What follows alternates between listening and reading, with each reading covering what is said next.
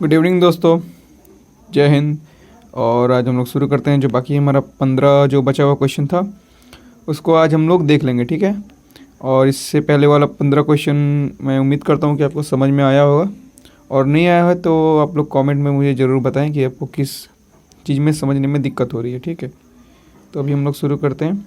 इसका ब्रश खोल लेता हूँ मैं, ठीक। तो यहाँ पे देखते हैं हम लोग। इसके पीछे वाले वीडियो में 15 क्वेश्चन हो गया था और अब 16वें से हम लोग देखेंगे। मूल कर्तव्य से क्या क्या समझते हैं। देखिए, भारतीय संविधान में भाग कितना, भाग 2 अनुच्छेद 5 से 11 में कुछ ऐसे कर्तव्य हैं जो भारत के नागरिक को, हर एक नागरिक को अवेलेबल है, ठीक है। कोई किसी पे कोई भेदभाव नहीं, हर एक नागरिक को वो अधिकार अवेलेबल है, सबको मिलता है। अगर इसको छीनना है तो काफ़ी लंबी प्रक्रिया होती है, लेकिन बीच में सुप्रीम कोर्ट आ जाता है इसको बचाने के लिए। इसीलिए मूल अधिकार का संरक्षक सुप्रीम कोर्ट को कहा जाता है, क्योंकि सुप्रीम कोर्ट बचाने के लिए तत्पर रहता है हमेशा। इसके हम लोग केशवानंद भारती केस में आप लोग जानते होंगे कि संपत्ति के अधिकार को हटाया गया था। उसके बीच में भी सुप्रीम कोर्ट आया था और उसने कहा था कि अगर लोकहित में काम हो तो जो है फंडामेंटल राइट्स वो हटाए जा सकते हैं, लेकिन लोकहित में काम होने के लिए, अन्यथा किसी प्राइवेट पर्सनल इंटरेस्ट के लिए नहीं हो सकता है, ठीक है। तो मूल कर्तव्य वैसे कर्तव्य होते हैं जो भारत के सभी नागरिकों को अवेलेबल होते हैं। इसको आप लोग इसको लिखने का तरीका मैं इसको दे दूंगा स्क्रीन पे, ये रहा। तो ऐसे आप लोग इसको लिख लेंगे पॉज करके, ठीक है। उसके बाद भारतीय संविधान की प्रस्तावना के किन्हीं 2 बिंदुओं को लिखे। तो बिंदु नंबर 1 हो जाएगा हमारा संपन्न प्रभुत्व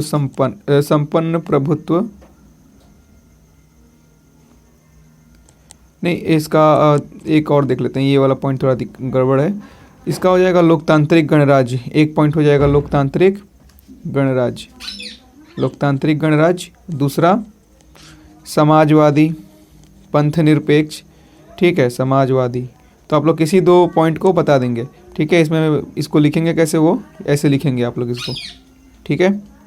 उसके बाद न्यायिक पुनरावलोकन क्या है, इसको समझते हैं।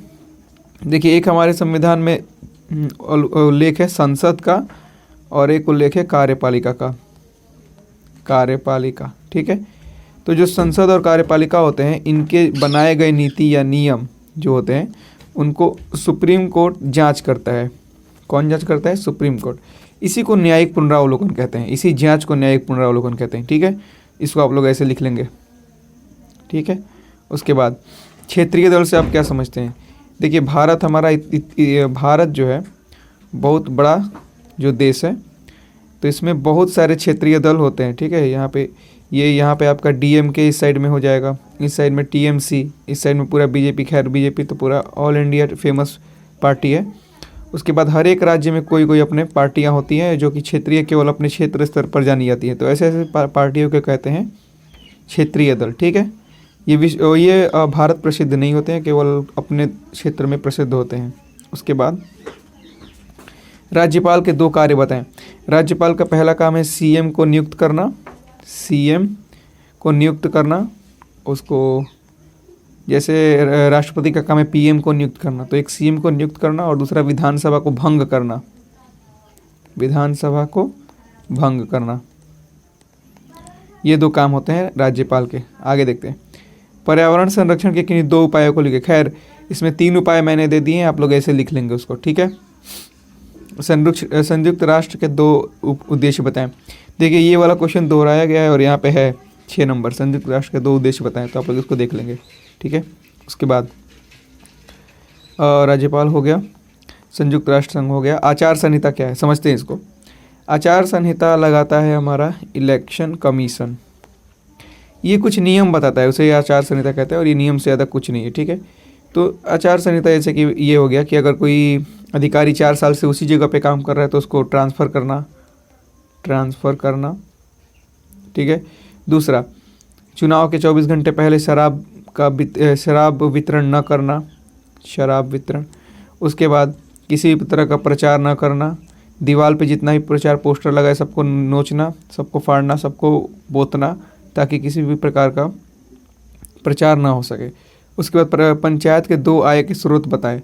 पंचायत के 2 आय के स्रोत हो जाएंगे ये, इसको आप लोग ऐसे लिख लेंगे, ठीक है। आगे बढ़ते हैं हम लोग। अध्यादेश क्या है? अध्यादेश समझते हैं, अध्यादेश क्या है। देखिए, जब राष्ट्रपति, प्रेसिडेंट, राष्ट्रपति और ये एग्जीक्यूटिव कार्यपालिका के परामर्श के साथ अगर कोई नीति राष्ट्रपति ला दे तो उसे ऑर्डिनेंस कहते हैं, इंग्लिश में ऑर्डिनेंस, ठीक है। इसे ऑर्डिनेंस कहते हैं। ये एक नियम कानून होता है, ठीक है। उसके बाद वैश्विक तापन क्या है? Global warming. तो आप लोग ऐसे लिख लेंगे ग्लोबल वार्मिंग। ये सब इजी क्वेश्चन है, आप लोग ऐसे लिख लेंगे। मंत्री परिषद से आप क्या समझते हैं? देखिए, देश को चलाने के लिए बहुत सारे विभागों में बांटा गया है। महिला बाल कल्याण विभाग, ठीक है। ऐसे बहुत सारे विभाग होते हैं, तो उस विभाग में एक मंत्रियों को नियुक्त करना होता है।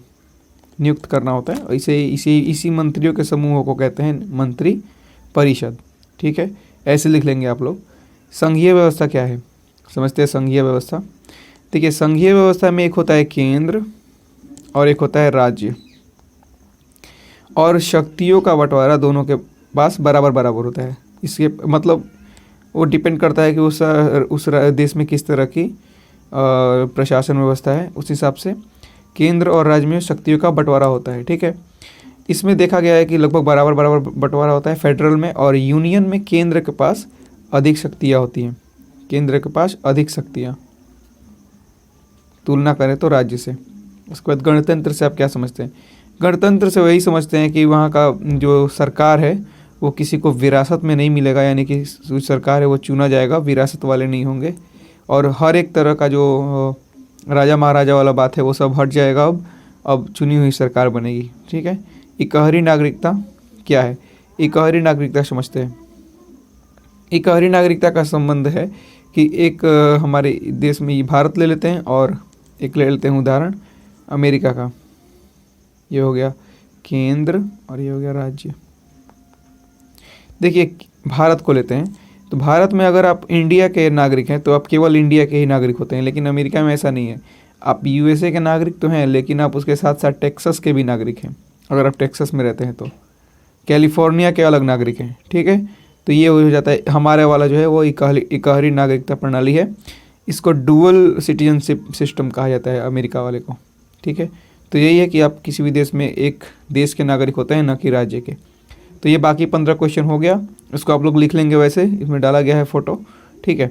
तो अगर आप लोग को ये सही लग रहा होगा तो आप लोग कमेंट में बताएंगे, और इसके बाद मिलते हैं आपसे अगली वीडियो में। तब तक के लिए जय हिंद।